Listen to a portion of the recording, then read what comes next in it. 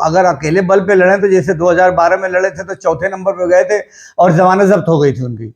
लेकिन वो तो मुख्तार अंसारी के बल पे 2 मरतबा जीते हैं। अपने बल पे जीतना हो तो कभी ना जीते, लेकिन मुख्तार अंसारी के बल पे जो यहाँ के विधायक रहे उनके बल पे ये जीत जाते हैं चुनाव। हमारे साथ प्रॉब्लम ये है कि 2 मरतबा हम चेयरमैन ने और हर 5 साल बाद जनता बदल देती है। तो हम 5 साल मेहनत करके सारी व्यवस्था को ठीक करते हैं और ये जब आते हैं तो सारी व्यवस्था चौपट करके चले जाते हैं। तो हम दोबारा फिर जब आते हैं तो फिर से मेहनत करनी पड़ती है।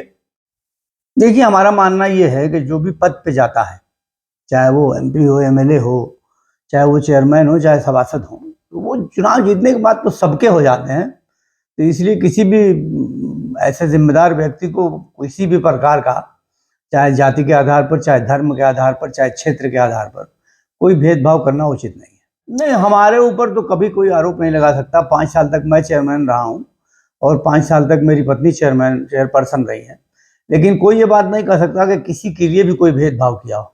बल्कि हमारा मानना ये रहता है कि जो माइनॉरिटी में है, जिनकी संख्या जहाँ कम है, चाहे वो कोई भी मामले में संख्या कम हो, तो जो अल्प हैं, उनका बहुसंख्यकों को चाहिए कि उनका सम्मान करें। तो इसी तरह से हमारा ध्यान रहता है कि सभी लोगों को एक समान नज़र से देखा जाए और जहाँ आवश्यक कार्य हैं वो ज़रूर किए जाएं। किसी के रसूख या किसी के दबाव में काम करने के बजाय काम की ज़रूरत पर नापा जाए कि काम कौन सा ज़्यादा ज़रूरी है और उसी काम को किया जाना चाहिए। लेकिन इसके लिए ज़रूरत पड़ेगी कि क्षेत्र का खुद का भ्रमण करना। मगर आज की डेट में मैं देखता हूँ ये कि न कि चेयरमैन साहब कहीं किसी क्षेत्र में जाते हैं समस्याओं को देखने के लिए, न अधिशासी अधिकारी जाते हैं और न जेई जाते हैं। सब असिस्टेंट लोग जाके अपना एस्टिमेट बना देते हैं और अपना उसी में से टेंडर होता है। तो मैं देखता हूँ कि अक्सर गैर ज़रूरी काम जो है बहुत बड़े पैमाने पे हो जाते हैं और जो ज़रूरी काम है, जो बहुत ही आवश्यक है, वो काम अक्सर पड़े के पड़े रह जाते हैं। तो विकास कार्यों की गुणवत्ता की सबसे बड़ी प्रॉब्लम है इस बोर्ड में। आप देखिए कि जो सीसी रोड हमने लहलादपुरा ले लीजिए आप, और पूरे मऊ में जहाँ जहाँ भी सीसी रोड अली मार्केट में हमने कराई, या लुंगी गली में कराई, या मेवा गली में कराई, तो ये सब सीसी हमने कराई थी 2002, 3, 4 में, और वो सब आज तक मौजूद है। मगर इनके ज़माने में जो सीसी कार्य हुआ, जैसे 2 करोड़ का कार्य हुआ आपके खेदूपुरा से जो बंधे वाली जो रोड जाती है बख्तावरगंज तक, वो 2 करोड़ रुपए की लागत से हुआ और 2-3 महीना भी वो काम नहीं चला कि सब सड़कें टूट गई। और नतीजा ये कि इधर मैंने देखा है कि उस सीसी रोड पे 1 साल पहले बनी है जो रोड, उस पर फिर से पिचिंग का काम हो रहा है। दूसरा ये कि यहाँ शहीदी रोड जो बना है, तो इस पे कहते हैं कि रेलवे ने बनाया, फलां ने बनाया। अगर रेलवे ने बनाया तो फिर आप क्यों शिलान्यास कर रहे हैं और उद्घाटन कर रहे हैं? और जो बजट नगर पालिका ने दिया है उसकी निगरानी और गुणवत्ता की निगरानी की जिम्मेदारी तो नगर पालिका ही की है। रोड बने हुए अभी 15 दिन भी नहीं हुए कि तमाम वो रोड टूट गई, फिर से मरम्मत हुई। देखिए, गुणवत्ता का कारण गिरने का ये है कि एक तो ये कि न चेयरमैन को कुछ पता है, और जो जेई हैं जिनकी जिम्मेदारी बनती है गुणवत्ता की जांच करें, ईओ की जिम्मेदारी बनती है, ये लोग कभी क्षेत्र में जाते ही नहीं हैं। और चेयरमैन साहब तो मान लीजिए कि उनको कुछ पता ही नहीं है इस सब चीज़ों के बारे में, तो उनकी बात तो छोड़ दीजिए, चेयरमैन की जिम्मेदारी भी नहीं है गुणवत्ता जाके जांच करे।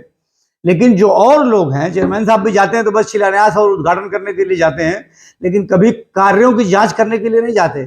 तो ये सबसे बड़ी प्रॉब्लम है कि आप देखेंगे कि जो काम भी हो रहे हैं तो उन कामों को जब तक आप उनकी क्वालिटी पे ध्यान नहीं देंगे कि नाला बन रहा है तो कैसे बन रहा है। जैसे आज की डेट में एस्टीमेट बन जाती है पूरे नाले की और वो नाला जो है अधूरा बनाया जाता है, ऊपर से 2 रद्दा जोड़ दिया, जोड़ के क्या नाम है नाले को ऊंचा कर दिया, तमाम सड़कें ऊंची हो गई, जिसके नतीजे हुआ कि तमाम गलियां नीची हो गई और गलियों में पानी लग रहा है।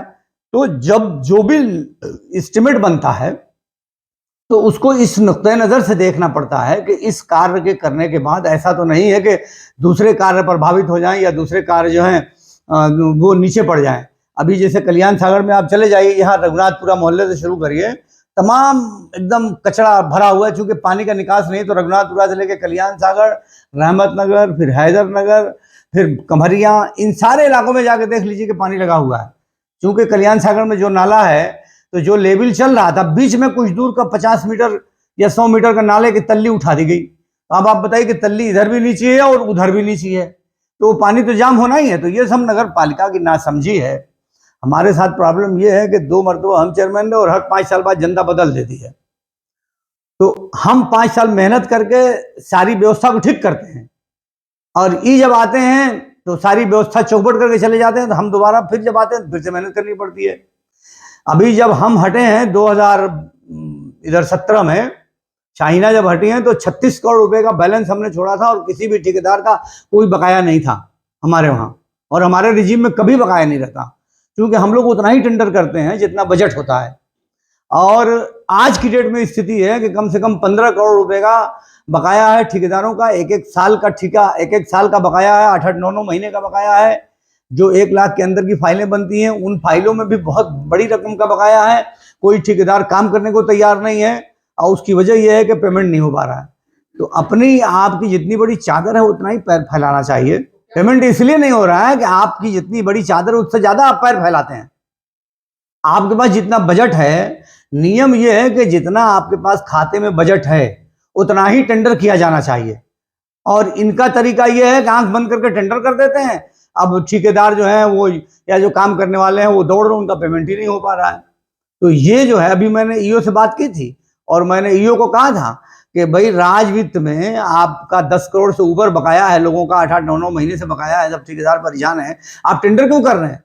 तो उन्होंने बताया कि नहीं, राज वित्त का आपने रोक दिया है, और राज वित्त का टेंडर नहीं होगा आप जब तक कि पूरा पैसा ले नहीं लिया जाएगा। तो तरीका ये है कि पहले जो काम कर चुके हैं उनका पैसा आप अदा करिए, उसके बाद नया टेंडर करिए। तो अगर अकेले बल पे लड़े, तो जैसे 2012 में लड़े थे तो चौथे नंबर पे गए थे और जमानत जब्त हो गई थी उनकी। लेकिन वो तो मुख्तार अंसारी के बल पे 2 मरतबा जीते हैं। अपने बल पे जीतना हो तो कभी ना जीते, लेकिन मुख्तार अंसारी के बल पे, जो यहाँ के विधायक रहे, उनके बल पे ये जीत जाते हैं चुनाव।